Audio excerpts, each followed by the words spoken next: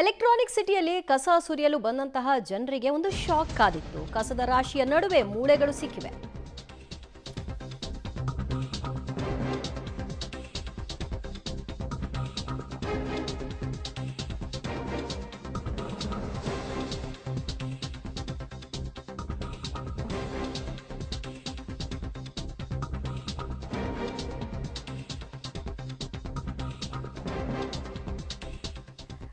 Electronic city ಸಮೀಪದ ಗೋವಿಂದ ಶೆಟ್ಟಿ ಪಾಳ್ಯದಲ್ಲಿ ಇಂತಹದ್ದೊಂದು ಘಟನೆ ಕಂಡು ಜನ ಒಂದು ರೀತಿ ಶಾಕ್ಗೊಳಗಾದ್ರು. ಕಸದಲ್ಲಿ ಮನುಷ್ಯನ ಮೂಳೆ ಪತ್ತೆಯಾಗಿದೆ.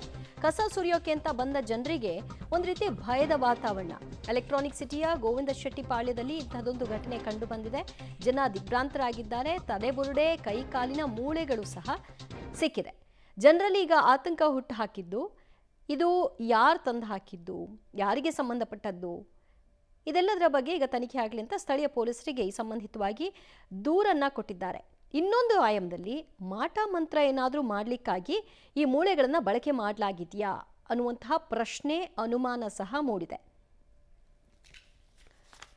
ಮತ್ತಷ್ಟು ಮಾಹಿತಿ ಪಡೆಯೋಣ ನಮ್ಮ ಪ್ರತಿನಿಧಿ ಅಂಬರೀಶ್ರಿಂದ. ಅಂಬರೀಶ್, ಅಂದರೆ ಪರ್ಟಿಕ್ಯುಲರ್ ಆಗಿ ಇದನ್ನ ಒಂದು ಪಕ್ಕದಲ್ಲಿ ಗುಡ್ಡೆ ಹಾಕಿರೋ ರೀತಿಯಲ್ಲಿ ಕಾಣಿಸ್ತಾ ಅಥವಾ ಮೂಟೆ ಕಟ್ಟಿದ್ರ, ಹೇಗಿದು ಪತ್ತೆಯಾಗಿದೆ? ಈಗ ಪೊಲೀಸರು ತನಿಖೆಯನ್ನು ನಡೆಸ್ತಾ ಇದ್ದಾರೆ.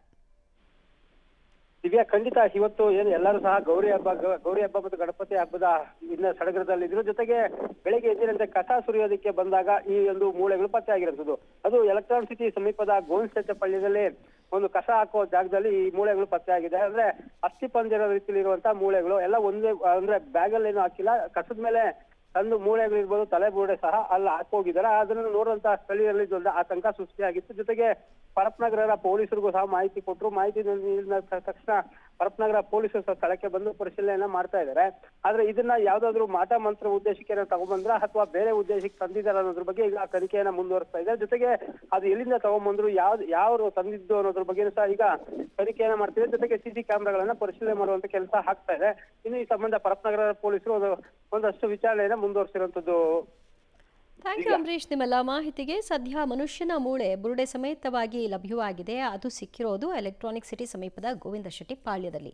ಸದ್ಯ ಎಲ್ಲವೂ ಕೂಡ ಒಟ್ರಾಶಿಯಾಗಿ ಹಾಕಿದ್ದಾರೆ.